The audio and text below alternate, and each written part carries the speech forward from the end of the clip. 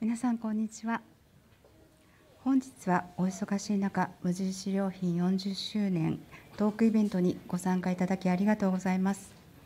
無印良品は今年で創業より40周年を迎え、それを記念して各種行事や書籍販売等今後順次実施してまいります。その皮切りとして今回一番初めとなる40周年記念トークイベントを開催いたします。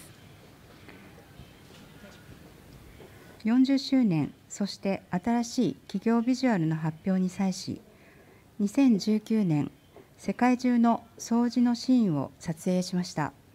COVID-19 が世界を席巻する前のことです。文化や文明を超えて営まれる掃除というごく普通の営みの中に、人の本質が潜んでいるのではないかと考えてのことでした。世界が止まってしまった今、その写真や映像を見直すと、ごく当たり前の暮らしがとても愛おしく感じられます。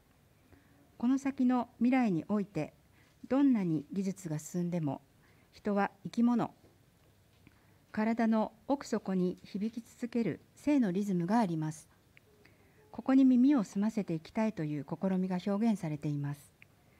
今日は実際に撮影を行ったデザイナーの原さん、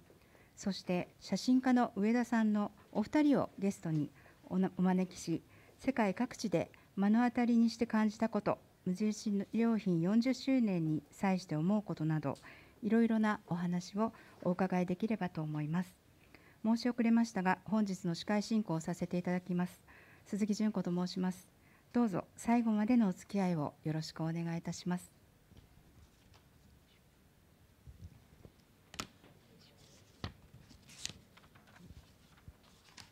それでは早速トークショーのゲストのお二人をご紹介したいと思います。無印良品のアートディレクターであり、蔦屋書店、銀座6などさまざまなジャンルでご活躍されているデザイナーの原健也さん、そしてポートレート、生物、風景、建築、パフォーマンス等カテゴリーを超越した作品を発信し、国内外でご活躍されている写真家の上田義彦さんです。前半のトークショーでは原さんと上田さんお二人に世界各地での体験をじっくりとお話しいただきたいと思います。それでは原さん、上田さん、どうぞお願いします。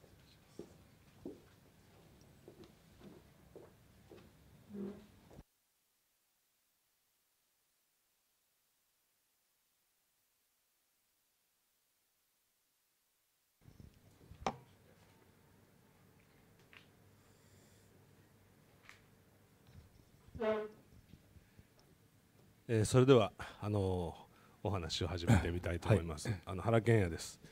上田です。上田修子さんですね。よろしくお願いします。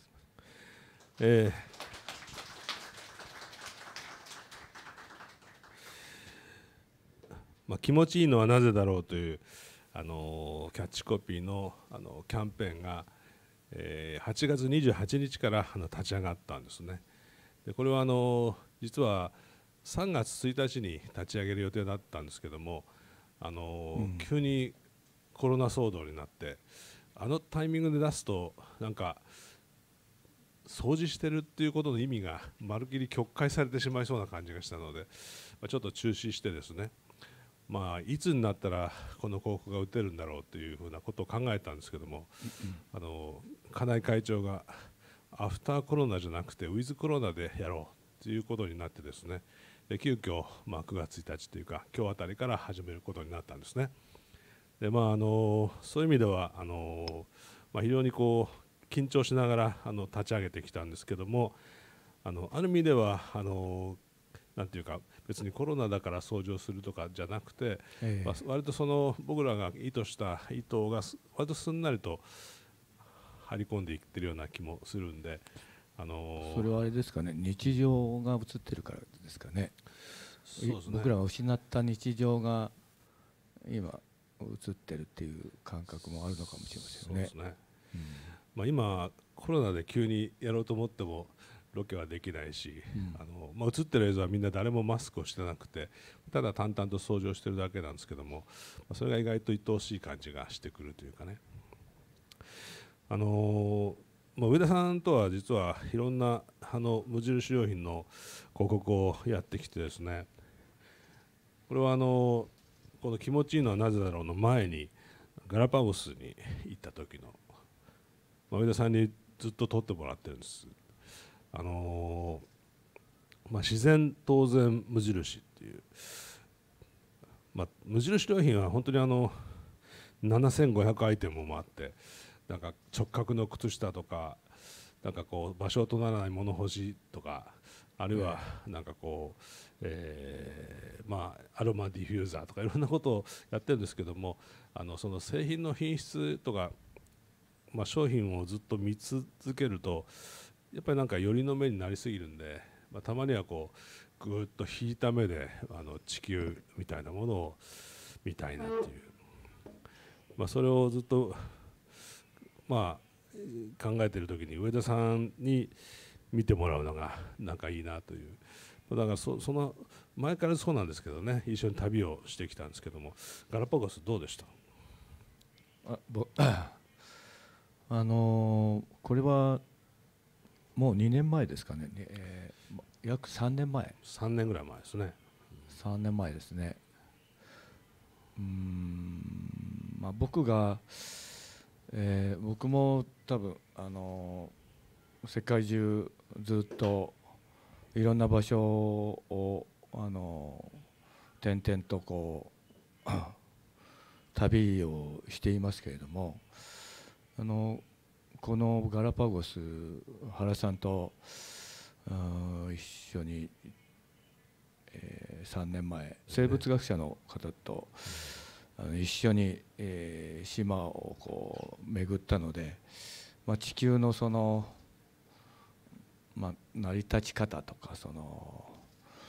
今なぜこうなのかとかっていうのをいろいろ船の中でずっと話をしながら、島を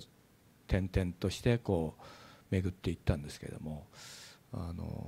いずれにしても僕は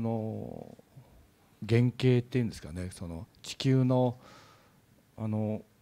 型をこう見てるような、感じがしましたね。気持ちいい場所でしたね。人為が全くないっていうことは、しかもなんか海底火山の噴火できたんで若いんですよね。だからその砂が若い。砂っていうのはサンゴ礁と動物の骨と、それから溶岩と貝殻の砕かれたものでできてるんです。だからこう砂をすくうと、これは溶岩、これは骨、これは貝殻、これはで全部わかるんですよね。それがもっともっと時間経つと細かい砂になり、さらに土になるんでしょうけども、そういうような場所だったりしますけど、不思議な場所で、全く動物たちが人間を怖がらないですよね。そうでしたね。この鳥たちも全く近づいても僕らを恐れないからかどうか、とにかく意識の中に僕らが見えてないんじゃないかっていうぐらいこのなんか人との関係っていうのは不思議な関係でしたよね。透明人間になったみたいで、だから僕なんかはこれ写真でとにかくこのなんていうのかな、僕はさっき原型って言いましたけど、すごい大元のなんか原型のようなものを見たような感じがしたので、それをとにかく写真にどうやって写るのかっていうか、写せるのかっていうことをずっと考えてたような気がしますけれども、そうですね、人のいない人の人為の及んでいない感じっていうのを、どうやって伝えられるのかっていうか、そうですね。やっぱりガラパゴスゾウガメとか、そういうものの価値を確かめに行くというかね、すごい、人間っていうのがこう、まあ別に人間のことを非難するわけでも批評するわけではないんだけど、そういうことを一回見に行くと、自然当然無印って書いてあるわけですけども、そういうことを一緒にお客さんと一緒に考えてみましょうかというふうなそんな広告だったと思うんですけどね。だからこの頃その企業広告っていうことについて随分考えたことがあって、その企業のその資本の論理でできていることは間違いないんだけれども、そのこんなにいい商品作ってます、こんなに安いです、買ってくださいみたいなことじゃないことで成り立ってることでもあるわけですよ。つまりなんかこう無印良品というのは何かっていうのは、決して優れた製品群を持つブランドっていうよりも問いかけですよね。生活に対する問いを、それでいいんですかとか、これでいいんですかっていうことを常にこうお客さんに問いかけているブランドなので、その問いを素直に作っていくっていうのが、一緒にそこをお客さんと一緒に考えていくっていうのがむしろこうコミュニケーションなんじゃないかっていうことを考え始めたんですね。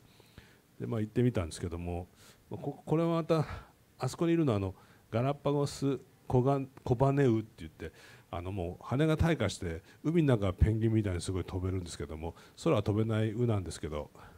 その巣があって、そこに上田さんと2人で近づいていったんですけど、すんごい糞だらけなんですよね。白いの全部糞で、最初はうひゃーと思ったんですよ糞だだけど、だんだんそんなに汚いわけでもないかという気持ちになってきて、そうでしたね、僕見てるうちにすごく綺麗だなと思い始めて、この糞が真っ白で、その中心部に巣があって、その巣は多分海藻とか拾って集めてきた小枝とかでできてるんだと思うんですけど、全体がなんか綺麗だなと思いましたね。その感覚は他のところでもガラパゴスの他のところでも同じような感覚だと思うんですけど、汚いものが汚いっていうのかな、嫌なものっていうのが見なかったっていうか、全部が当然自然のものでできてるんだとは思うんですけど、そういうことかもしれないけれども、どうも人為がない場所の独特の何か考えさせられる、そういうものがありましたよね。こういうものがなんか汚く綺麗だと思えるようになってきた時に、じゃあ人間はなんで掃除するんだろうと割と率直に思ったんですよね。意外とその辺が掃除の始まりだったような気もするんですけど、これは映像ちょっと見ましょうかね。これはウェブサイトの、これ一緒に旅をするようなウェブサイトを作ったんですね、この時は。こうやって地図の中の位置情報を記録して動いたので、どこに行ったかっていうことがプロットされて、これは青足カツオドリ、ちょうどプロポーズしてるんですよね、右の左のレスに。で今これで振られたんですね、この瞬間。軍艦鳥、左にあるのはヒナですね。ヒナ全く無防備。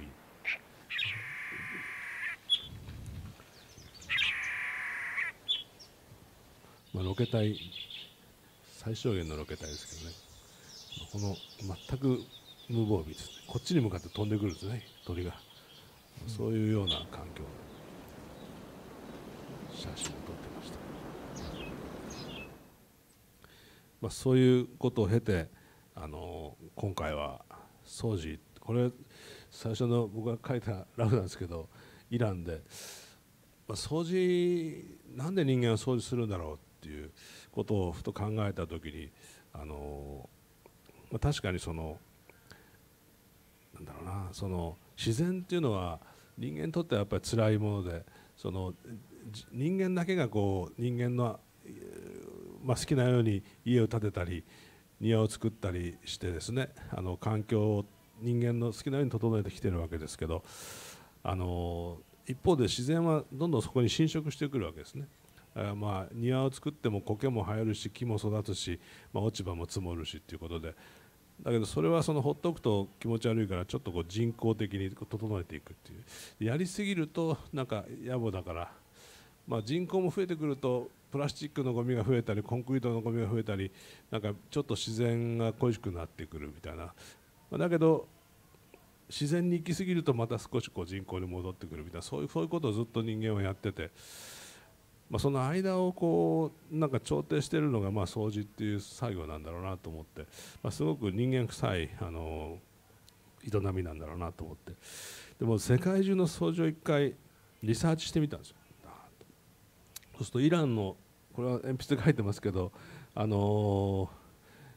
正月の前に、イランのお正月の前に村中が集まって一斉に自分たちが使っている絨毯を掃除するっていう習慣があるんですね。その光景がすごく綺麗、不思議な感じがして、左にちょっと掃除用具書いてますけど、デッキブラシみたいなものがあって、その掃除という営みと、その掃除をするために人間が編み出した道具っていうのが、またこれが何とも言えないいいもんだなと思って、その道具を見つめるっていうことと、それから掃除を見つめるっていうことを、両方やってみたいかなみたいな。で、気持ちいいのはなぜだろうっていう問いかけはどうだろうかっていうことを考えたのが発端ですね。で、上田さんと撮影チームとイランに行ってきたんですけど、実際に見た光景がこんなんです。これ全部上田さんの8売店の、いかがでしたか。なんかすごいなんかこの世のものと思えないようなこれは全然作っていた映像ではなくて、僕らがなんか演出して、やったものではなくて、実際女性はこういう、衣装、民族衣装っていうのかな、昔からの衣装を着たまま、川の中に入ってザブザブと入っていって、自分のきれいな洋服を気遣って、気になってやってるんじゃなくて、ザバザバと入ってガンガン洗うっていう、そういう姿を見た時に、ちょっと心の底から美しいなと、一種その夢を見てるのかなって思うような、この世のに今の地球にですね、この僕らに今まさに生活してこの2020年にこんな風景が見られるなんてっていうのはちょっと信じられないような、で僕らが何か作ってしまっているんであれば、それはちょっとそうは感じなかったでしょうけれども、向こうの人が、なんていうかな、本当にいつもやっている姿を僕らに見せてくれたっていうことなので、愛おしいというのか美しいし、ずっと見てたいっていう、この日常の正月前に絨毯を洗うっていうことだけなんでしょうが、その人間の営みのなんか美しいところを見せてもらったような気がしました。もう石でゴシゴシ洗うんで、石で、石で洗うところっていうのは結構多分汚れがくっついてるところを石でゴシゴシ洗うんですよね。最初何してんのかなっていう、石でゴシゴシこすると、絨毯がよく慣れてよくなるっていうふうにも言ってましたね。でちょっと映像を、これはイランが最後に入ってくる映像なんですけど、映像ちょっと見てください。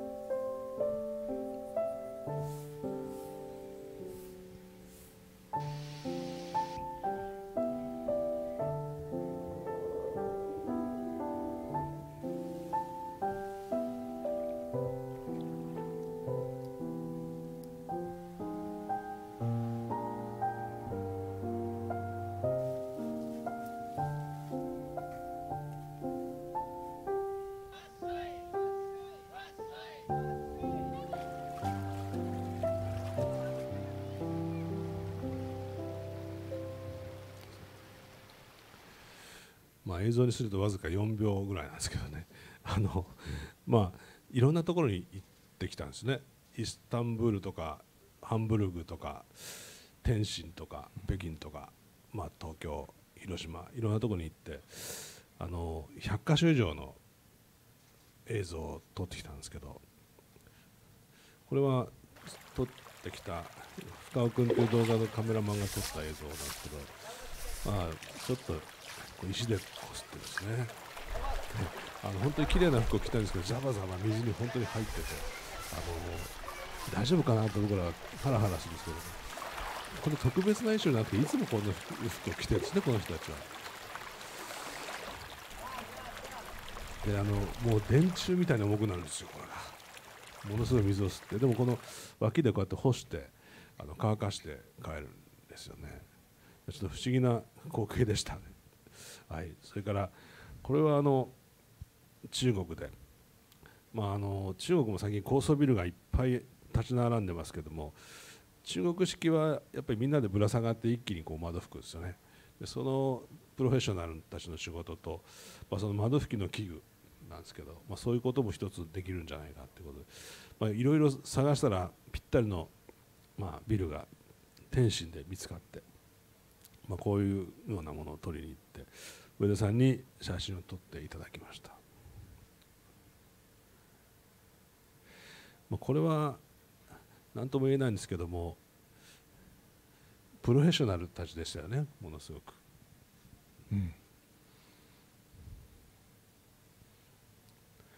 赤いなんかでもけなげでしたよね。巨大なビルにぶら下がって点々と人が一生懸命手で洗ってるっていう、かわいらしくもありましたけど。そうですね、これは同じビルの窓をちょっと開けて横で吹いてる人を写真撮ってるっていうことなんですけど、これもちょっと映像を見てください。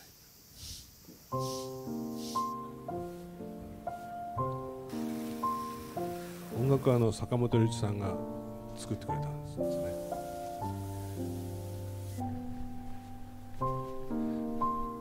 5本映像を作ったんですけどね、それぞれに引き分けていただいて、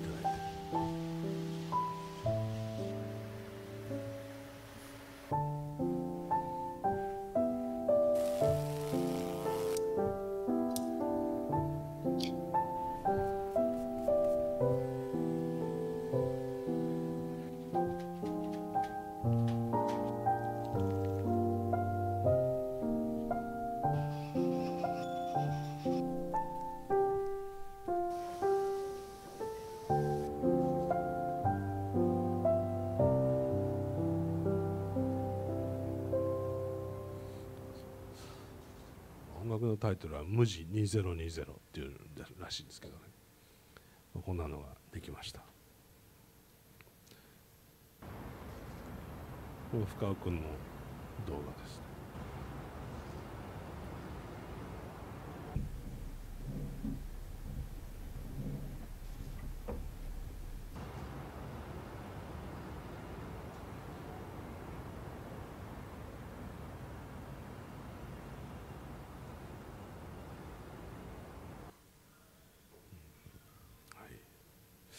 それと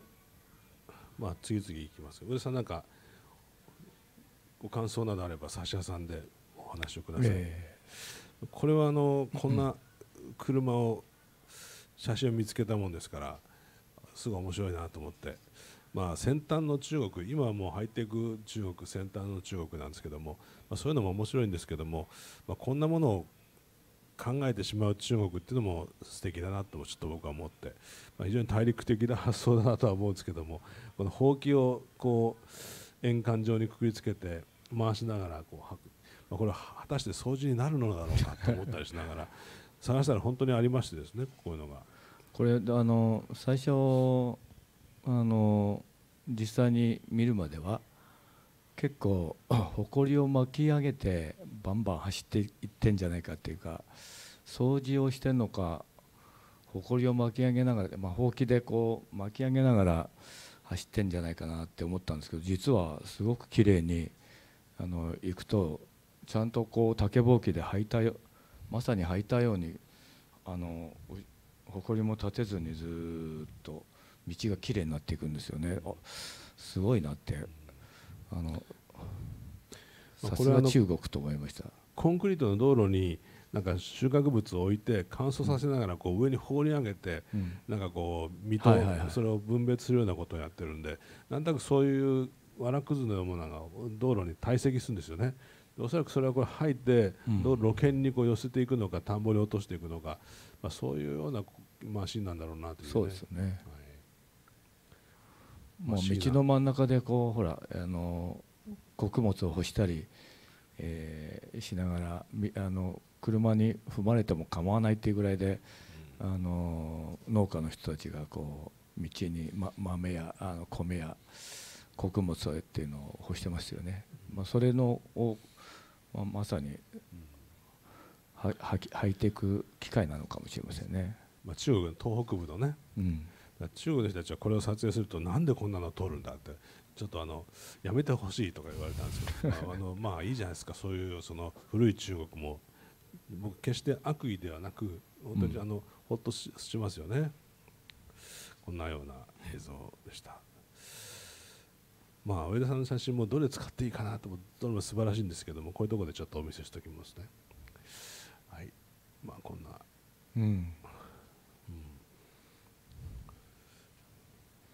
楽しかったですよね。深尾君の映像もリランドっぽい。でもああいう車が本当に行き交ってるんですよね。ベンツも行き交ってますけど。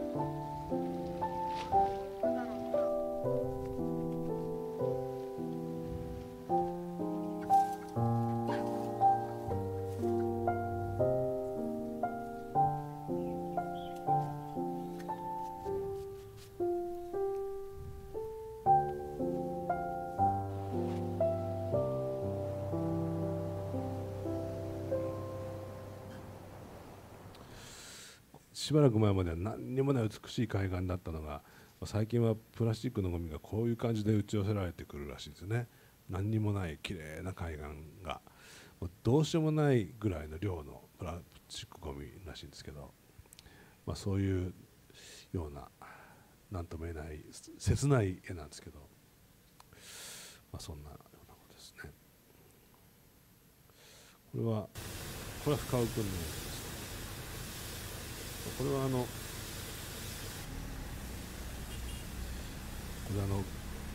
中学校の送り迎えをしてるんですよ、親の人たちが。ああいうちっちゃな車でね、登下校を送り迎えしてるんですね。だから本当に子育てを一生懸命やってる農村の風景っていうようなことなんですけど、これはまたちょっと違う、これ巨大建造物の掃除っていうのをなんかできないかなって。これはなんかものすごいトンネルのような巨大パイプの中で掃除をしている絵なんですけども、これは最終的には巨大な船の底の掃除ですね。船の掃除ってものすごい水圧のノズルから噴き出す水でバーッとこう貝の殻とか吹き飛ばすんですね。で貝殻がびっしりつくと船は遅くなっちゃうんですって。それをこう掃除するのをものすごいこう勢いでやってるっていう、そんな絵なんですけど、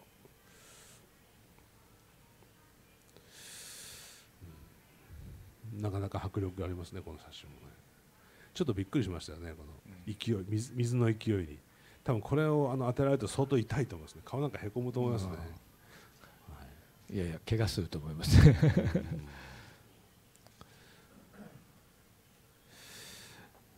その人間の掃除っていうのも本当様々あって、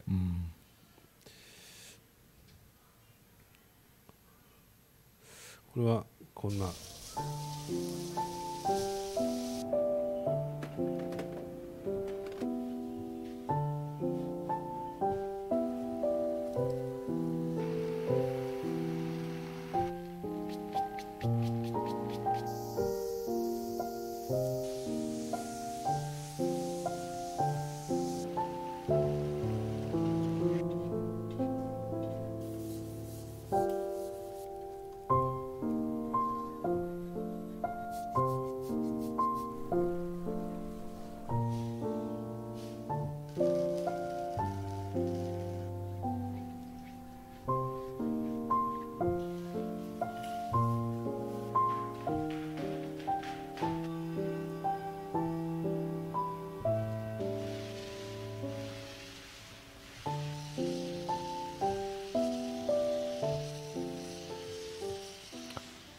ですね、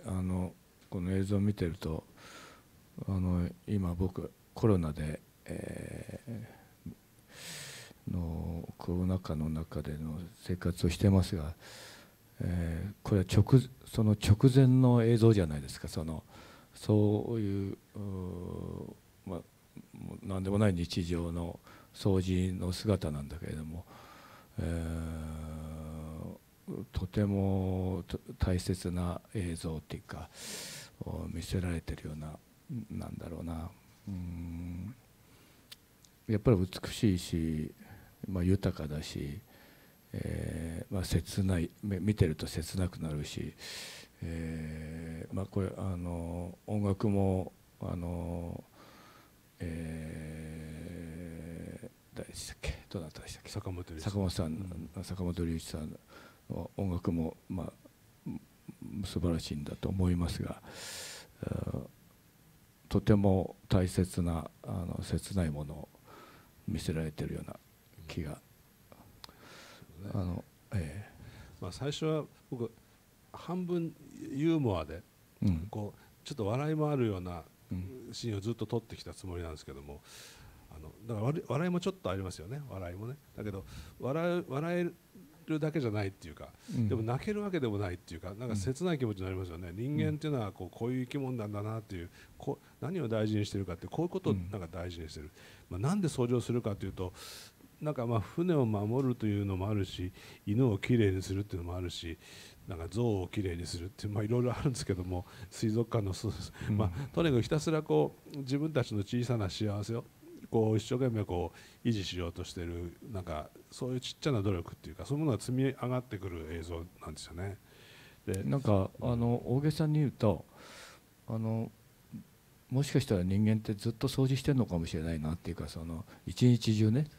いろんな意味で仕事も含めて、ある種の掃除っていうか、なるほ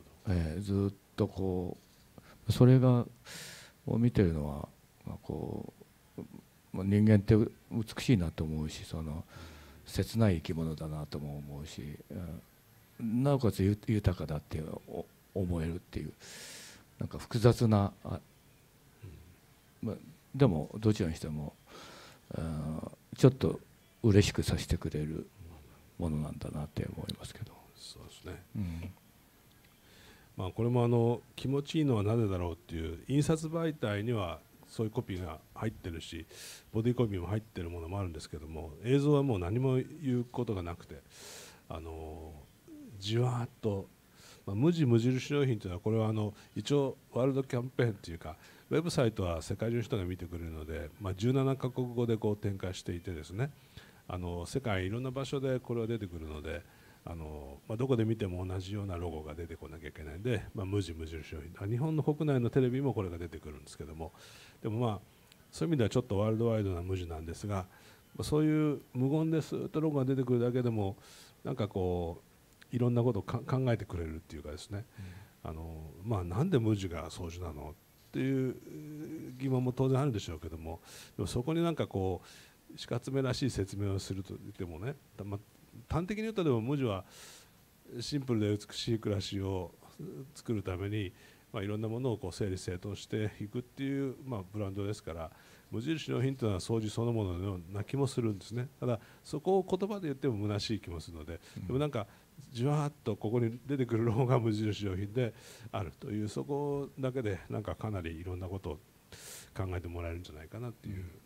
ここはやっぱり今のタイミング、これテレビ打てて僕はすごく幸せなんですね。だから一生懸命僕も民放を見てて、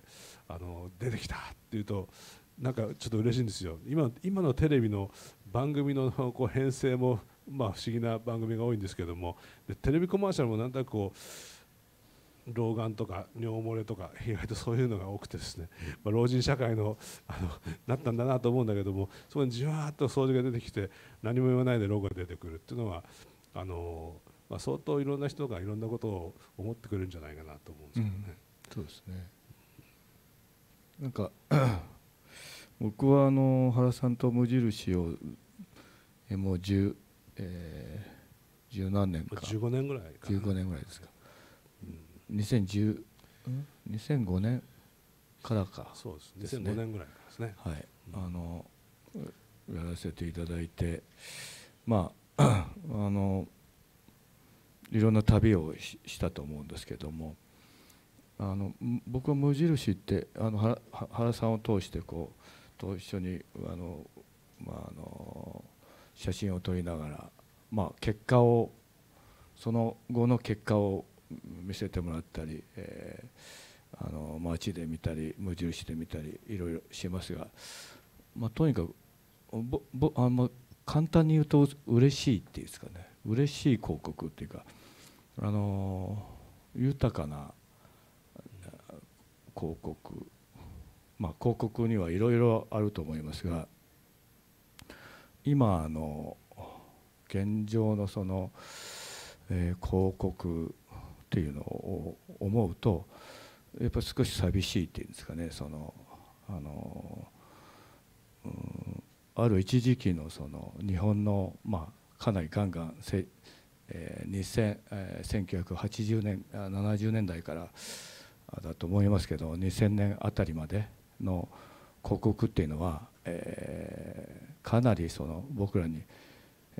も小さい頃夢をもらったのは広告から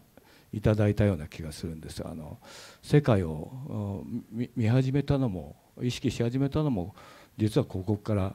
だったような気がするんですね。でそれで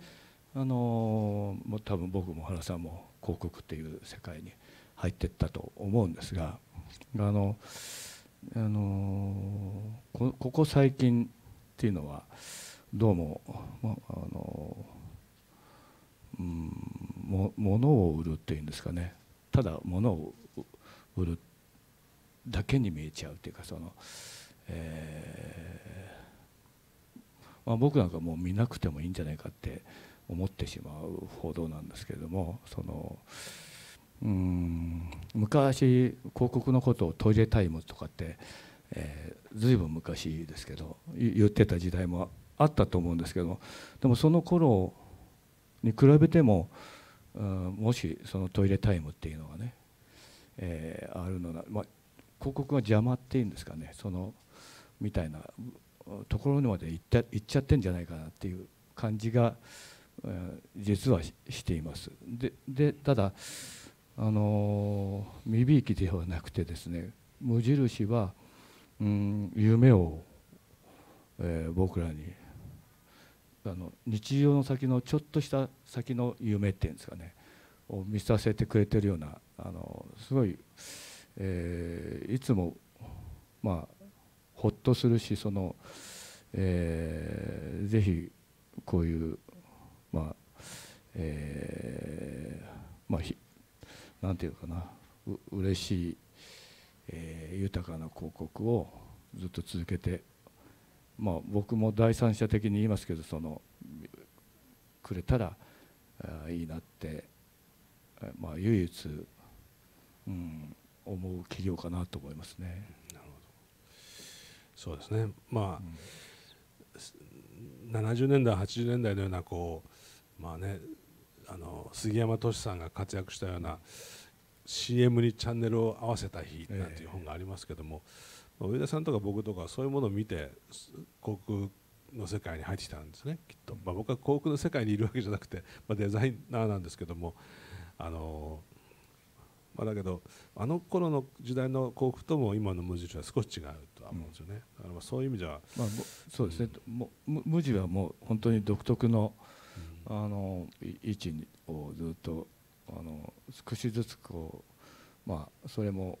なんか高めに上がるような感じはしますけど、その独特な位置を作っておられるんだと思いますけれども、最後かな、これは大仏も掃除するんですよね。これもその写真で発見してすごいなと思って、でそれがほとんどはたきでこうやってはたいてるんですよね。その大仏をはたくはたきっていうのもなかなかいいなと思って、これ調べると8月7日に大仏のお身拭いっていうのが毎年あってですね、で信者の人たちも応募すればなんかやらせてくれるらしいんですよね。原さんも来年どうですかって実は言われてて、今年はなかったらしいですよ、コロナでなんですけども、それを撮りに行きました。なんだかスタジオジブリのなんか漫画みたいですよね。ちょっと不思議な感じで白い装束を着た人たちがたくさんこう大仏に群がってるんですけども、上田さんの素晴らしい写真で、頭の上に乗ってる、頭の上に穴が開いてですね、そこからこう出てくるんですよ。だからそのお身拭いのためになんかそういうものがちゃんとあって、で、指先を掃除する人もいれば、なんか顔のほっぺたの辺をはたく人もいて、相当埃が舞うんですけども、そんなようなことをやります。今年はあったんですかね。今年いなかったんですよ。なかったんですね。あったら僕行かなきゃいけなかった約束をした覚えはないと思ったけど、来年またどうぞって言われてるから大変だなと思うんですけど、でもこれ掃除すると気持ちいいんでしょうね。さすがにみんなマスクしてますけど、これは埃が相当する。でも最近は大仏殿の前も比較的舗装されてきたので、昔はもっとすごい埃だったらしいんですね。ああ、そっかそっか。土ぼこりみたいなね。頭の上のこの螺髪、これはもう本当に埃がたまりやすい構造になっていて、これを拭わないとやっぱり大変らしいんですけど、こんな掃除があるという。これも映像のこれは大仏編。イスタンブールですね。イスタンブール。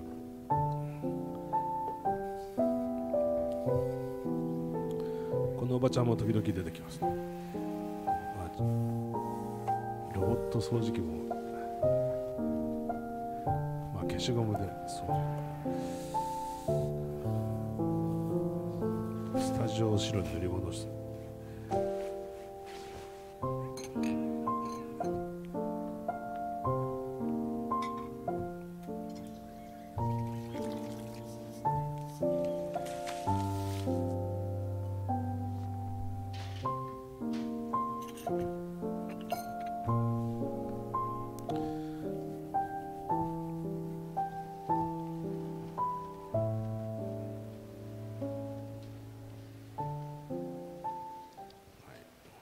感じですけど、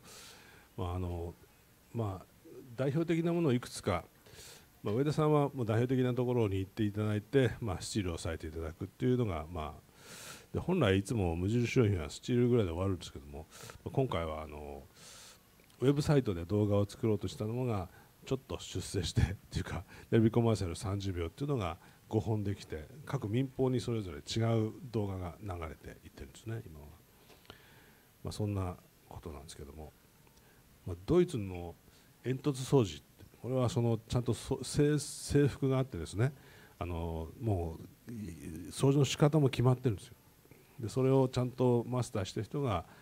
資格を持って煙突掃除をするんですけどね、そんなんとかいろいろ本当にありますね。教会を掃除する人たちもちゃんと制服があって、こうきちっとなんかやってますね。あと動画が、こ動画は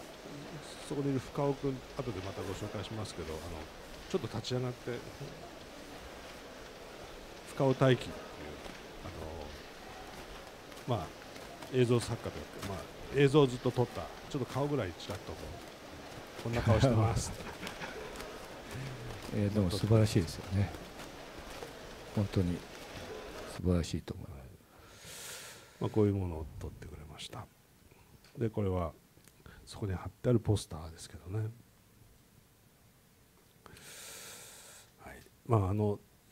ほぼ予定通りのものが出来上がって、半年間寝かしといてよかったんですけども、で書籍もできました。これ今日皆さんお持ち帰りいただけるようになってるんだと思いますけども、540ページぐらいある、ただひたすら掃除なんですけども、でもなんかずっと見てると面白いですし、像もねちゃんとお客さんの前に出る前に掃除するんですよ。自分も掃除するんですよね。そういうようなこととか、ほうき売りとか、これサイトは時間がなくなってきたんであれですけども、最後にもう一回イランに戻ってきましたけど、もう少しなんかリアルな背景も含めてということでこんな映像が入ってますが、これはイランの掃除をするとこの秋の池で、これも結構寒かったですよね。寒いんだけどみんなこう、そうですね、泳いでたりするっていう。湧き水のでね、湧いてくる場所だと思いますけど、この後泳いでましたよね。泳いでます。あと結構その洗剤も使ってますよね、ドバドバ。なんかまあ普通なんかこんなところで洗剤を使っちゃうと思うんですけども、でもずっと流れを追っていくと、まあ割とあっさり泡が消えてって、まあ、なんかなぜまあ量的には湧く水の方が圧倒的に豊富だからなんでしょうけども、なんか僕ら見るとちょっとハラハラするような感じもありましたね。この人巻くのがうまいですね。なんか水中でこう巻いていくんです。すごい綺麗ですよ。このちゃんこうまいんですよ。うまいよね。電信柱みたいな重さのものをこう取り上げていくっていう感じですね。まあ、こういうところで洗って、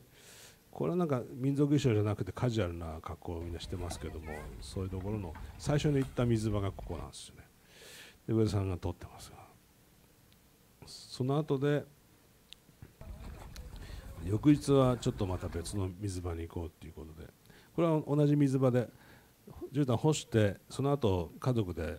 まあランチを食べるんですね。まあピクニック気分っていう感じのところです。でここはまあ後半次の日に行った谷間なんですけども、こういう場所でやってます。水がこんな綺麗ですね。でそこでこうみんな集まってきて、こういうふうに干されていくんですけども、こういう場所ですね。なんかこう、まあ、いわゆるペルシャ絨毯が水に浸ってるっていうのは不思議な感じでですね、大変な感じなんですけども、こういうふうに掃除をしてます。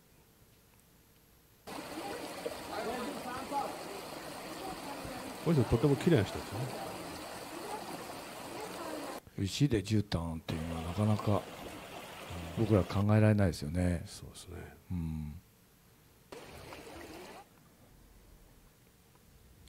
こんな感じで、左の青いのが深尾大輝、右が上田義彦っていうので 8x10 と、まあ、入っていく動画カメラでというシーンですね。でこれ面白いのは鳴り物入りなんですよね。ラッパが鳴るんですけども、その映像もちょっとあるんで見ていただきたいんですけどね、これそうですね、ラッパ鳴り始めてお母さんがおたけびをあげるんですよ。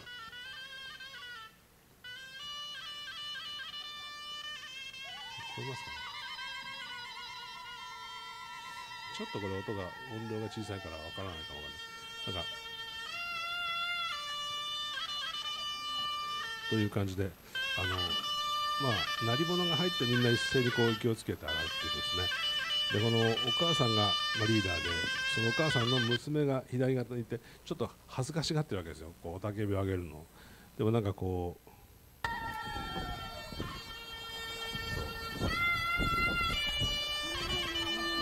言うんですよ。でそれが結構なかなか良くてですね、まあ、そういうでこれはやってもらったわけではなくて、その日に僕らがそこに居合わせるというか行って、まあ、撮影をしているような状況なんですけどね、まあ、本当にわずか 4,5 秒の映像しか最終的には、まあ、上田さんの写真はしっかりその選手画像として残っていくんですけども、なんかまあ今日せっかくこういう場所があるので、まあ、このイランの、まあ、今はもうアメリカとイランが仲悪かったりしても厄介だなと思うんですけども、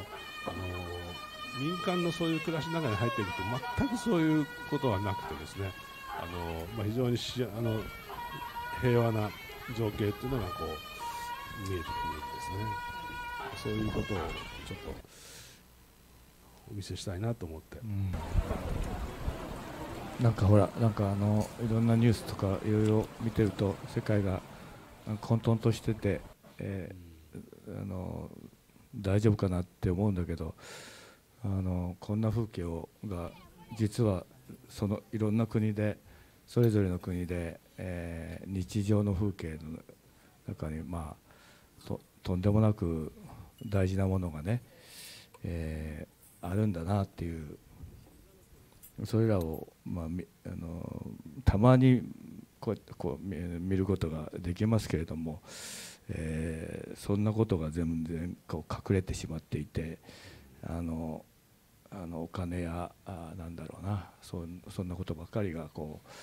う騒がれてしまって、切ないねって思いますけど、ぜひこういう豊かな、なんていうかな、地球の姿っていうんですかね、をやっぱりぜひどんどん、見ることができたらね、ちょっと幸せな時間を、見た人たちが持てるかなって思いますね。こういう映像を見るとペルシャ絨毯高そうとかすぐ思っちゃうんですけども、部族がその自分たちの飼ってる羊とか、絨毛を紡いで、それを自然染料で染めて、織っていくんですよね。ものすごい時間かけて織るんですけども、結局自分たちが使うんですよ。だから自分たちの部族の文様を自分たちが織って自分たちで使って、それをこうクリーニングしながら毎年使ってるっていう、そういうことなんですよね。決して産業のためにだけ織ってるわけじゃなくて、そういう暮らしのために織ってるっていう、そういうもんですから、それも非常になんとなく僕は印象つけられました。部族ごとに全然また柄が違うんですね。こんなようなシーンでした。なんか本当に雑誌の広告を出してくる雑誌とかでね、こういう記事とか載せていただいて、だからイランのその掃除の現状みたいなものをなんか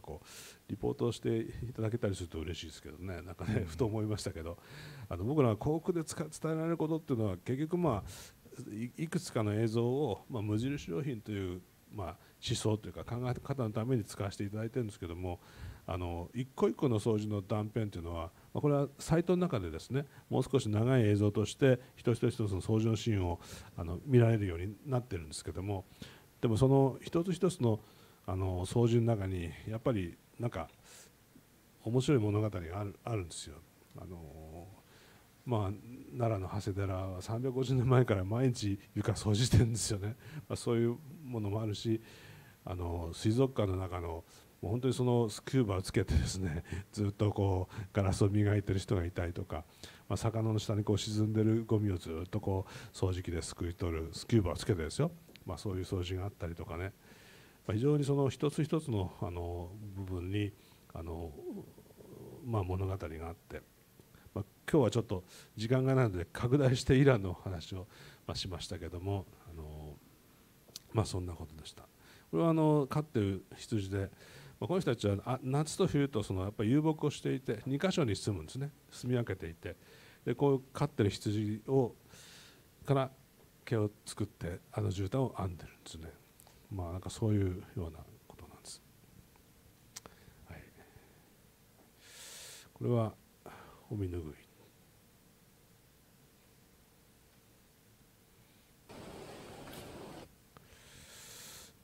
これはちょっとカラフルな、これは大仏様を掃除する道具ですね。中国のロケ現場、これを包茎を1本ずつとかって倒して準備して、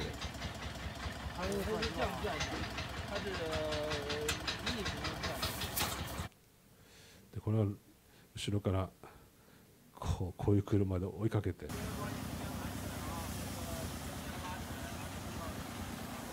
なんとも言えないですけど、内幕を後ろから撮るとちょっと間抜けな感じがしますけどね、なんとも言えない、そんなようなことでした。はい、ちょっとそろそろ時間来たんですかね。終わらなきゃいけない時間なんですけども、なんとなく漠然とだらだら来てしまったんですけども、掃除の映像を見ながら反芻すると、なんかたくさん喋りたいような喋れないような不思議な気分ですね。上田さん、なんか最後になんかご発言いただけると。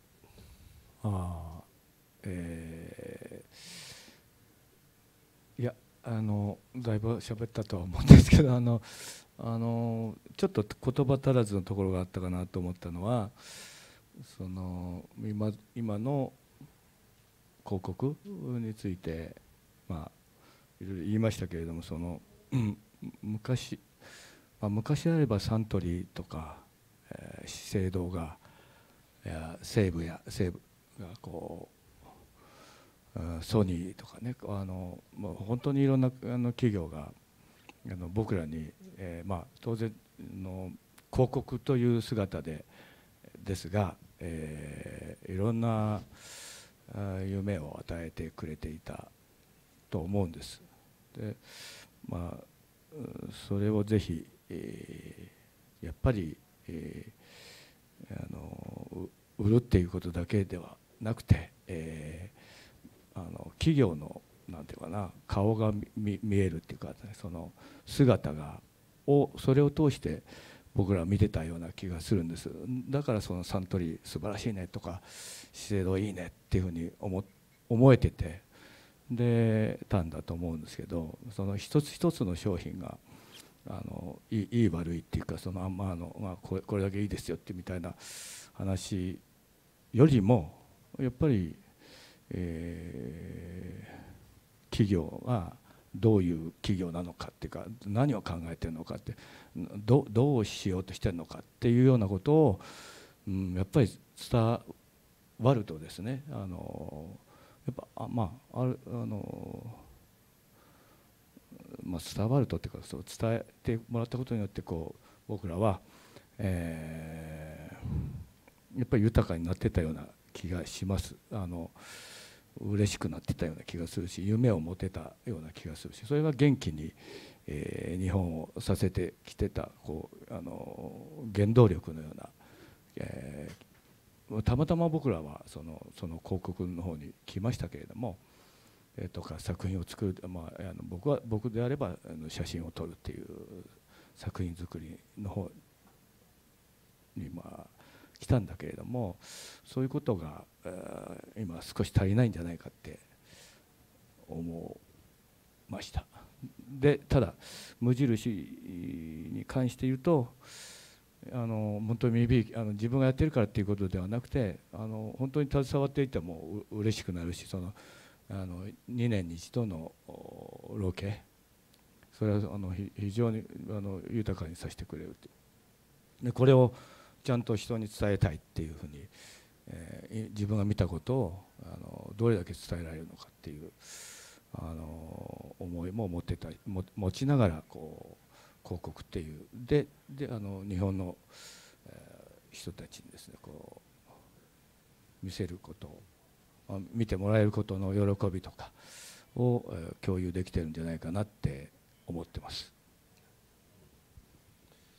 ありがとうございました。やっぱり写真家っていうのは見るプロフェッショナルですね。だから本当に上田さんがちゃんと見たものっていうか、そこを、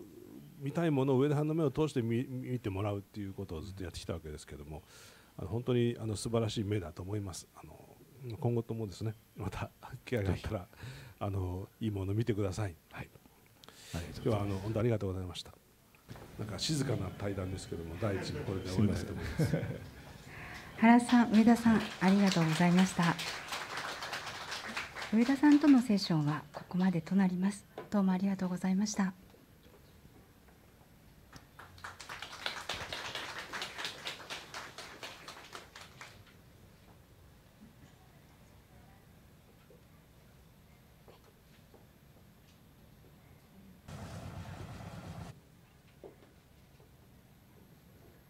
それではここから後半のトークショーに移りたいと思います。後半は株式会社良品計画代表取締役会長金井とのトークショーを進めたいと思います。それでは金井さん、よろしくお願いします。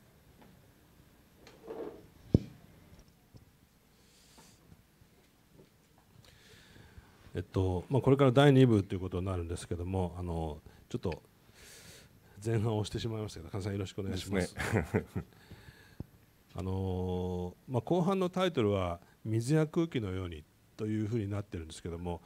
気持ちいいのはなぜだろうということに対して、このようなタイトルがついているのは、実は明日のその朝日新聞、日経新聞、読売新聞にこんな広告が出るんですね。そういうことをこれもその掃除の一連なんですけども、テレビコマーシャルとか雑誌やポスターとは少し違う角度で少し経営的な視点も入った広告になってきているということもあるので、この辺の解説を金井さんからしていただきつつ、第2部を進めてみたいと思いますが、いかがですでしょうか。今日は忙しいところありがとうございます。ちょっとピッチを上げていきたいと思いますけど、次に行っていいですか。こんな文章を、我々は本当原さんも含めてクリエイターの皆さんとがっちり組んでリスペクトしてやってますけど、これもけんけんがくがくと結構言葉はやり合って作りました。で僕たちっていうか、その良品計画っていうのが大戦略っていうのを持ってましてね、大戦略で、これが役に立つってことなんですけど、どんなことに留意して役に立ちたいかっていうことを今7つ持ってまして、もともと4つはですね、田中一子さんがおっしゃられていた一つは傷ついた地球の再生で、2つ目が多様な文明の再認識、仏教インドと中国っぽいですけどね、その多様な文明の再認識、それから快適便利追求の再考、それから新品のつるつるピカピカでない美意識の復興、こんなことをね無地は継承してまして、でそこに3年前に足したのがつながりの再構築です。でこれはもうデジタルとか AI とかそんなことが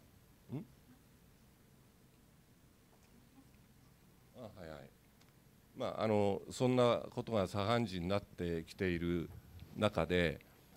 人と人、生産者と買う人のつながりっていうのがどんどんなくなって、これを再興したいっていうことと、よく食べ、よく眠り、よく歩き、よく吐くって、これは掃除整理整頓ですけど、だからこんなその人間本来のね営みみたいなことをご支援できるような活動をしようっていう、この2つを3年前足して、掃除っていうのはそのうちの一つなんですね。で文明がどんどん進むと、僕たちはいつの間にかその生身の人間っていうことをどっかで忘れている時があって、いや所詮動物でご飯食べていつか死ぬんだからっていうことをねちゃんと認識してた方がいいよねっていうふうに思いながら、で最近去年1個足したのがお互い様っていう、困った時はお互い様ですよねって、こういう考え方を世界に持ってきたいって。これはですね最近新聞見てましても毎日 SDGs っていうのは毎日出ますよね。でも本当のは何なんだっていうふうに考えた時に、やっぱりそのお互い様っていう精神が根っこにあるんじゃないかなんていうふうに思いながら、昨年掃除っていうことをいろんな生身の人間の人たちが営みとして仕事としてやっているところを集めて見てみようっていうようなことで始まりましてね。でまさにこの8月28からテレビ CM っていうことで流し始めて、この SNS を僕今も見てましても本当反応というかありがたい感想をたくさんいただいています。とても感謝しています。でテレビ CM っていうんですけどコマーシャルメッセージではないんですよね。要はコーポレートメッセージの CM なんだというふうにご理解いただければいいんだろうなというふうに思います。どうぞ。いやそうですね、この広告をどうやって世に出すかっていう時に、本当にコロナの環境が生まれてきたんで、僕はすごく考えさせられて、金井さんにもこれ無印だけのメッセージじゃなくて複数の会社と一緒にメッセージを出すのはどうだろうかっていう、だからアメリカの西海岸のGAFA みたいな会社と一緒になるのもありなんじゃないかっていう、だからAirbnb とか Google とか無印良品とか、パタゴニアとかそんな会社がですね4つぐらいブランド名があって最後4つブランド名が出てくるっていう広告にしてもいいんじゃないかっていうような提案を差し上げたこともあるんですね。で金井さんはいいじゃんそれでもいいよって言って、だからもう一企業が何かコマーシャルを打つんじゃなくて、場合によっては考え方が共通する企業、共感する企業が何かのメッセージを手をつないで一緒に出していくみたいなこともある意味では企業の姿勢っていうのを表明するというかな、やっぱり企業って何のためにあるのかしらということを一緒にお客さんと一緒に考えてもらうということを、それがいわゆるコミュニケーションだとするとそういうことをやるような時代になってきたんじゃないかなとふと思ったんですね。ただそれも動きかけたんですけども、アメリカの状況がコロナがひどすぎて、さらにアメリカ大統領の選挙と重なってよく分かんないメッセージは全部政治的なメッセージになってしまうので、掃除がメッセージ、そういうアメリカ大統領選挙に紛れ込むのはありえないということで結局無印良品単独になったんですけども、でもやっぱりこれは無印良品というのはそういうことも考えられるブランドなんだなということでもあるんですけどね、そういうような会社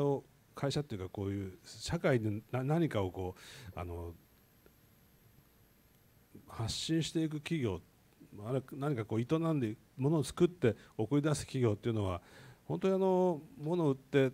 たくさん売れて成果が上がってよかったっていうことだけでは全然終わらないんですよね。ものすごく複雑につながってますから、そこを一緒に考えていくっていうことが今後はとにかく一番大事になってくると思うんですよね。今日は金井さんはおそらくローカルの話をたくさんされると思うんですけども、無印良品も今やニュ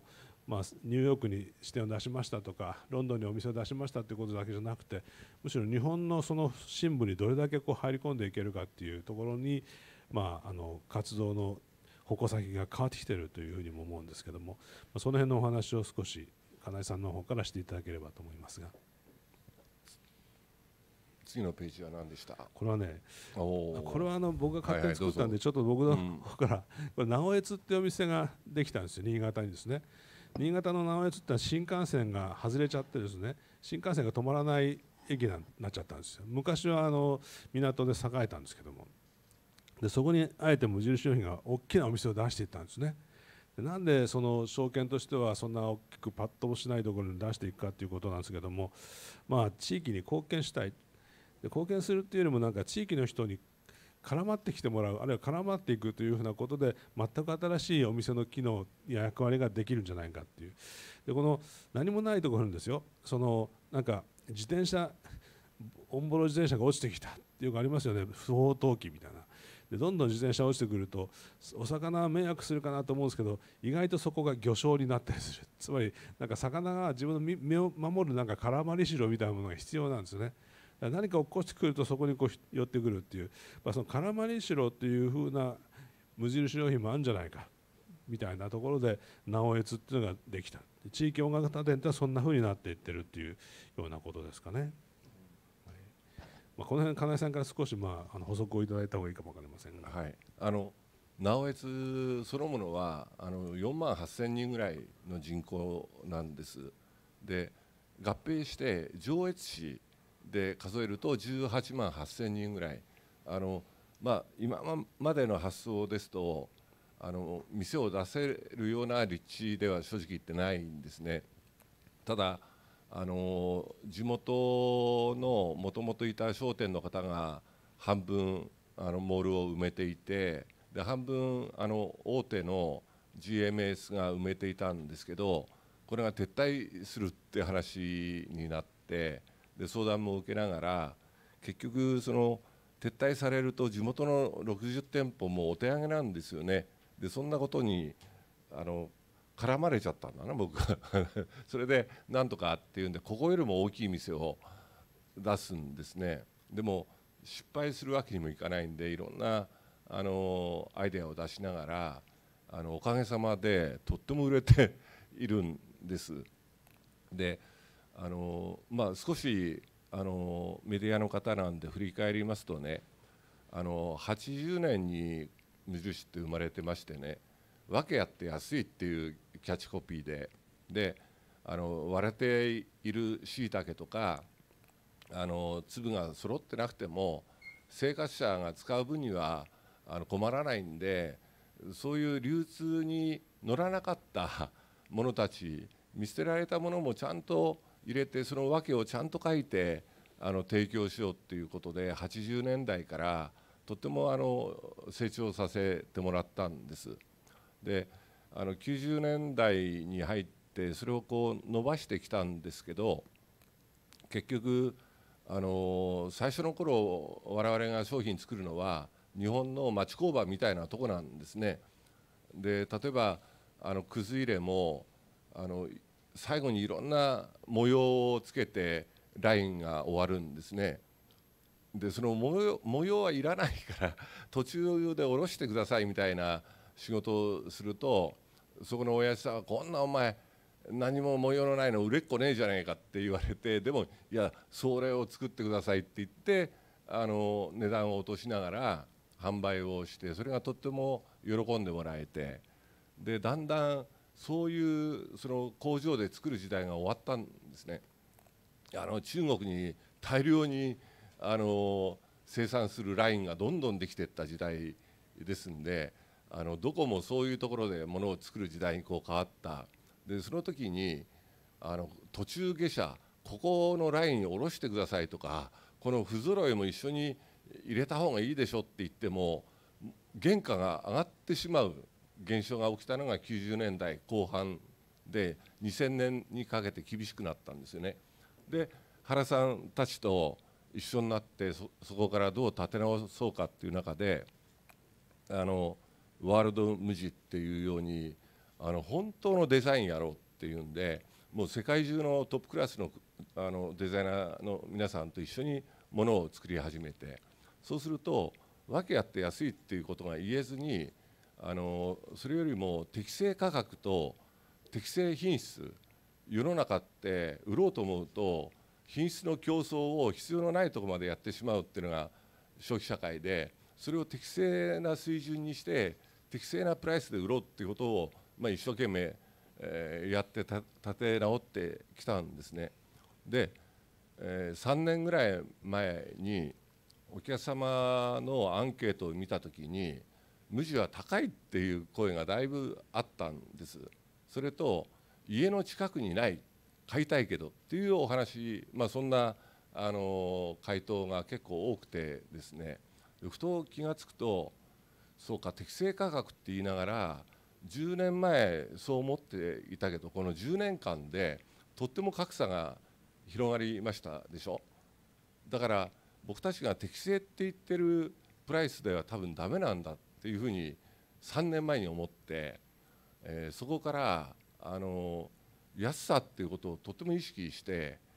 進めてきました。で去年は大きく価格も見直しを行って、ですからこの3年間の無地の日本の客数の伸びっていうのは業界の中で多分ダントツなんですよね。でそんなふうに考えた時に、この直江津のお客さんにも買ってもらえる値段っていうターゲットはとってもリアリティがあって、でそういう意味でもこの店をチャレンジするっていうようなことをやろうっていうふうに思って、今本当に喜んでもらってて、でこの先なんですけど、例えばこのお店は高齢の方やっぱり多いです。で無印の食品で売ってるせんべいなんていうのはやっぱり産地が新潟県でしてね、そこへこのお店が行くと割れてるせんべいも多分お店1店舗ぐらいだったら譲ってくれるだろうってね。だから無地の全体で売ろうと思ったらそんなのはあるわけないわけで、1人とか2人暮らしのおじいちゃんおばあちゃんが食べる分量って言ったらそんなにいっぱいいらないんで、99円で揃えて販売をしようなんていうことをこれから無地は各店舗がやります。そうするとそれを2割ぐらい売り場で占めたいと思うんですけど、そうするともう一度訳あって安いっていうのがその地域、だけの店舗だけの商品かもしれないけど2割ぐらい売り場に出てくるっていうことをぜひメディアの皆さんも楽しみに見ていただければなんていうふうに思っています。あと少しなんかちょろっと出始めて一体これは何かということを考え始められているかもしれませんが、例えばその直江津というその地方大型店ができて、それはどんどんその地域の人たちとの絡まりを深めていく中で、でもやっぱり直江津のお店だけではカバーできない場所っていうのがあるんですよね。もう本当にその周辺は過疎の村とか町がいっぱいあって、車で1時間圏ぐらいのところにやっぱりいっぱいそのお店のないような場所がたくさんあるんですよね。そういうところにもなんかこう無印良品がこう、製品をお届けするような方法はないかっていうようなことを考えたのがこれなんですけども、その直江津を拠点として、無地トゥーゴーというバスが出ていったらどうかっていう、これはそのショッピングバスなんですね。無地トゥーゴー、こういう、棚田が多いところですね、景色のきれいなところなんですけども、あるいはこの海沿いだったりするんですけども、やっぱお店なんか全くないですよね。そういうところがたくさんあるんですけども、こういうところに無地トゥーゴーっていうふうな考え方で、この田舎の日曜日にマーケットが位置が立ったりするんですけども、こういうところにもちょこっとバスが行ったりするとどうなのかなとかいうことで、あんまりかっこいいバスじゃなくて、これはもう使い古して都市鉱山で解体される前ぐらいのバスをですね、安く買って中をこう改装して無地を本とか詰め込んでいったらどうかって、これは CG なんですけど、こういう景色が生まれるかもみたいな、これはおせっかいか果たしてそうじゃないのかっていうようなことの議論をしました。で無印商品というのは多分カレーって40品目ぐらいあるんですよね。どれもすごい美味しいんですけども、そのカレーをでこのバスの中にその電子レンジとお湯沸かしだけがあればもうカレーは今日伝えられますよね。でコーヒーも紅茶がいっぱいありますからね、お茶は。でそれを持っていってその、食べてもらって、残った残飯はこうビニール袋に入れてその前にちょっと拭いてお皿を持ち帰ればゴミも出ないみたいな、そういうサービスができるんじゃないかみたいなことをなんとなく考えたりしていて、でそこでも精密にやんなきゃねっていうことで、これはシミュレーションですまだ。だけどその月曜日はここ行って火曜日はここ行ってっていうその、ルートをしっかりしてですね、その過疎の棒グラフはこれ人口のグラフですから、この、本当にこう人口ビビたる2000人とか1600人しかいないようなところにも、出かけてって、お店出せるかもしれないっていうようなことをシミュレーションしたものです。で毎日行く場所を月曜から金曜まで行く日を決めといて、今バスがどこにいますみたいなことが簡単に分かるアプリを作って、あるいは店長が朝こんなもの仕入れました、こんなもの売りに行きますよなんてことを伝えられるアプリなんかがあると、意外と便利だなとか、でこういう場所こそ電子決済で何かノータッチで決済できるといいなとか、いろんなことを考えて、こんなシーンを想定したりしてます。で言ってたらもうすぐできちゃったんですよね、このバスが。でもこれが直江津を走ってるんです。でこれは想定しているバスよりもちょっと小さいんですけども、こういうシーンが生まれ始めているんですね。もっと洗練されてもっとアプリを精密に作って、いついつどこに行くみたいなことが歓迎されるようであれば、もう少しその毛細血管に遡ってお店が展開できる。で地域の店舗がもっとこう細やかにその中に入っていけるっていうようなことがあります。でこれはそれに先駆けて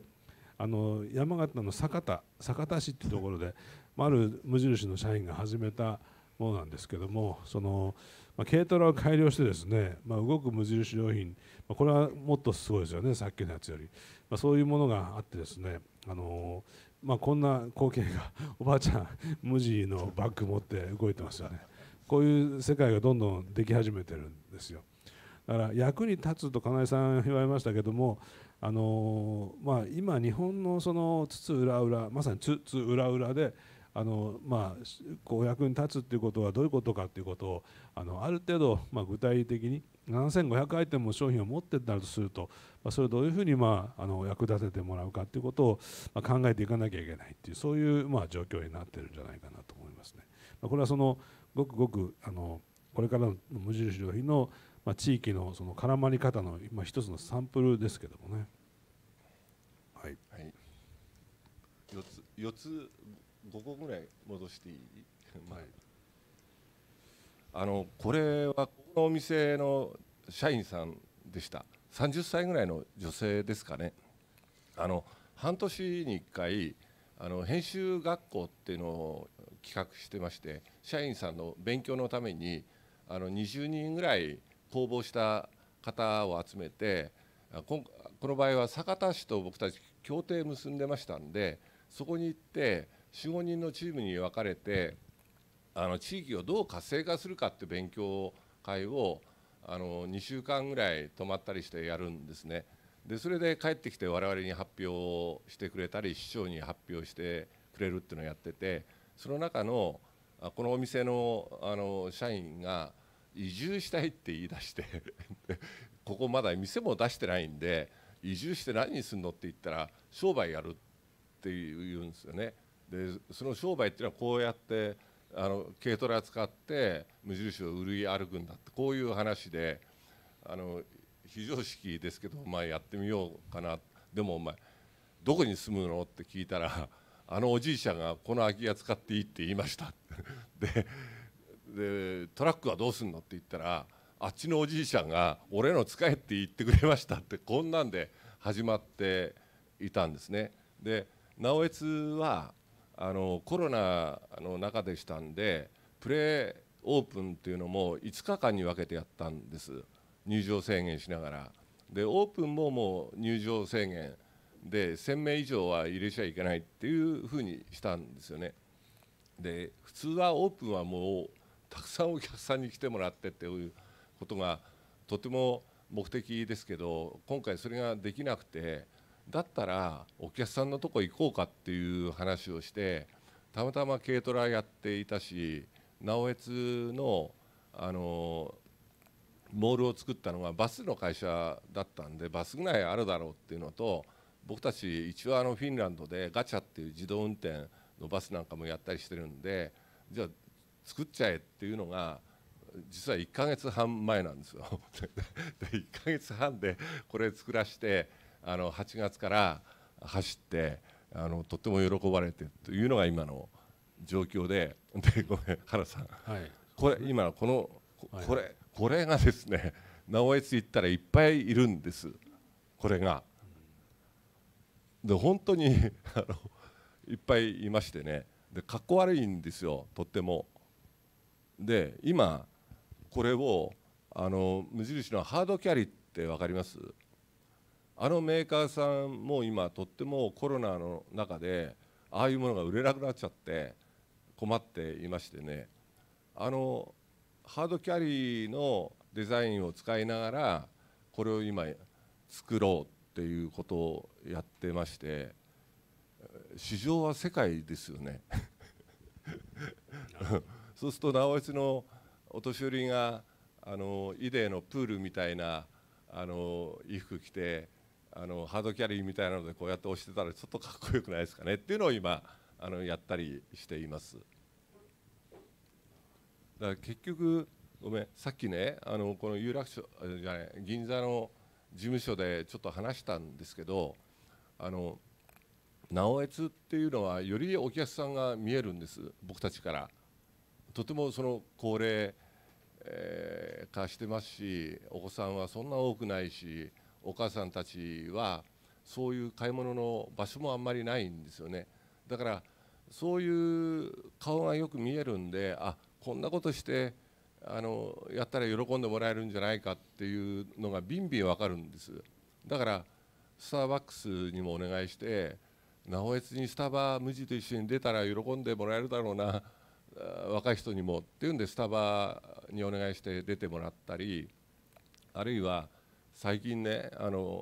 学生って言っても高校生までしかいないんです。で300円の高校生用ラーメン、学生用ラーメン作って40杯に1杯は当たりをつけてジェラードを食べれるみたいなことも店がやったりで、シニアの方が多いんでほぼ70歳以上の方300円というラーメンも作ったんです。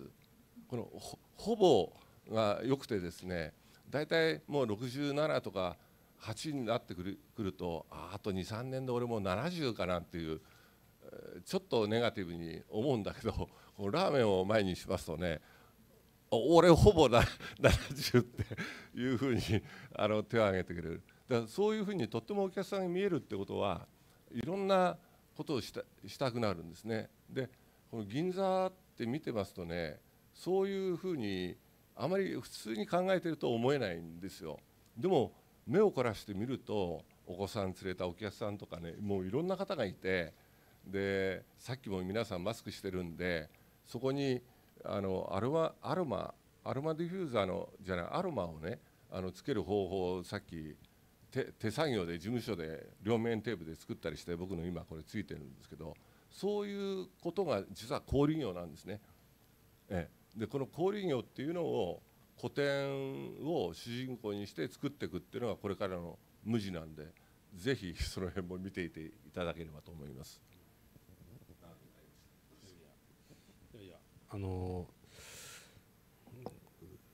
ずっとこのみんなみの里とかですね、その無印良品が、地域になんていうか土着化とかいう話もありますけども、入り込んでいくっていうことをずっとやってますね。で美味しいってなんだっていうのも、これは地域の大型店に、出店するときに食っていうことを扱っていく時の一つのスローガンになってるんですけども、この無地のメッセージって大体疑問形なんですね。気持ちいいのはなぜだろう、美味しいってなんだっていう、で美味しいって何なんですかっていうことです。でその勇気が美味しいのか、あるいはシェフがいいから美味しいのか、野菜がいいから美味しいのか、顔が見えるから美味しいのか、いろいろありますよね。だけど分かんないですよ、何が美味しいか。でもなんかこういう写真に美味しいってなんだっていう問いを入れると、なんかこう微妙にいろんな答えが出てきそうな気がしてますよね。高齢社会とかグルメとか無農薬とかいろいろあるんですけども、とにかくいろんなことを地域で考えていくという、そこに全く新しい無印良品があるんじゃないかなと思います。でも金井さんおっしゃった通り、僕が無印良品に参加した時は無印良品の製品ってなんとなくねある意味では魅力なかったんですよ。工場から出てきた真っ白いポットみたいなもので、だからノーデザインだったんですけども、ノーデザインじゃまずいということで、やっぱりその究極のデザインにしなきゃいけないっていう、深澤直人さんなんかが入ってきてることがあって、やっぱりその何の変哲もないものが何の変哲もないデザインになるんだけど、そこはノーデザインじゃなくて完璧なデザインとしての何もなさっていうことにどんどん移り変わっていったんです。だから無印良品の製品っていうのは今見ると相当レベル高いと僕は思うんですね。だけども価格帯とか、金井さんおっしゃった通りまだまだ考え直す必要があって、それは何かというと、本当お客さんとのつながり、地域とのつながり、どういうふうなつまり美味しいってなんだっていうことに対する答えが出てないんですよ。そこのところをどう作っていくかということがこれからの問いかけになっていくんだろうなと思いますね。そういう、今回は掃除のキャンペーンがきっかけなんですけども、ただひたすらそこを考えていくっていうことですかね。問いがたくさんある方が無印良品は豊かになっていくんだろうなと思うので、いろいろありますけども、僕なんかはこの無印良品と関わらせていただいて、常に疑問をたくさんいただくんですけども、それが糧になって幸福も作っていけるようなところがありますね。でもアドバイザリーもボードも含めてお付き合いするクリエイターの皆さんっていうのは結構素晴らしい方たちで、我々もいっぱい勉強させてもらうんですけど、一歩間違うとなんかその無印っていうのが訳あって安い的な生活者の思想の発露っていうことを忘れて、なんとなくそのデザインがいいからとか、なんかそっちにね脇が甘くなるっていうことはあって、だからまあそういう意味ではそのバランスをどう取るかっていうことが大事なんですけど、さっき言ったようにやっぱり生活者っていうこと、あるいは今格差が広がってるっていう実態を本当に僕たちどういうふうに貢献できるかっていうことをすごく考えてて、売り場でも我々は OS って勝手に生活の OS っていう、どっちかっていうと裏方の商品です。靴下とか下着とかタオルとかスリッパとかカレーとかバームクーヘンとか、なんかそういう普通はどうでもいい商品ですね。そういう裏方の商品を本当にしっかりした品質で倫理的にも誠実で安いっていうのを作ろうって言って今売り場にいます。で何をするかっていうと、結局、今回の掃除のキャンペーンも含めて消費社会っていうのが皆さんも例えばキッチンとか洗面の扉開けたりするといろんなそのグラフィックの派手なものに囲まれてませんか。ラベルも含めて。これ消費社会以前はないですよね。そんな同じ店でいろんなブランドが目立つ競争をするようなことは必要なかったから。だからそういう本当に裏方っていうような、でも生活にとってとっても実は大事な商品がものすごい生活臭を出してる。そこをピッと整えながら買いやすいなんていうのはとってもやっぱり大事だと思ってて、それを本気になって今追求してますんでね、よろしくお願いをしたいと思います。でこれ時間ももうないんですけど、食と脳っていう結局3年前ですかね、さっきのおいしいってなんだっていうのは北花田っていう大阪のお店ですけど、それはつながりの再構築っていうことを考えたからあれをやったんです。生産者と消費者です。これをつながないと困るっていうふうに思ってやりまして、でこの銀座も1階に食品はあるんですね。で何を考えるかっていうと、やっぱり食って今回コロナで食は止まんなかったからとっても平穏でしたね。でも日本は自給率もとっても低いですし、やっぱり食っていうことと健康ってとっても関係あって、それと農業っていうようなことを本当に自立して儲かるようにする社会、これを本気になって作りたいっていうことがこれから先の無地の仕事だっていうふうに思っています。ですからおいしい健康っていう言葉とか、その農業っていうことが僕たちも月1回はあるいは週1回農業をやったらいいっていう、そういう社会をね作っていきたいっていうのが次の10年に向けた僕たちの方針で、この辺りもこれから具現化どんどんしていくんでよろしくお願いをしたいというふうに思います。そういうことを最後の締めくくりとして金井さんからお伝えいただいて終わりたいと思うんですけれども、明日また新聞広告出ますんで、ぜひともご覧ください。水や空気のように、水と空気と無印良品って、そういうことが究極のテーマなんですね。で水や空気のような存在になれば素晴らしいけども、責任重大ですよね。どんな水でどんな空気になるのかっていう、そういうことを考えていく、一つの歴史的な転換点だと思うんですけども、その、一つのメッセージが掃除であると、気持ちいいのはなぜだろうという問いであるというふうにお考えいただけると嬉しいなと思います。じゃあ今日はちょっと時間超えてしまいましたけども、長々とお付き合いいただいてどうもありがとうございました。原さん、金井さん、ありがとうございました。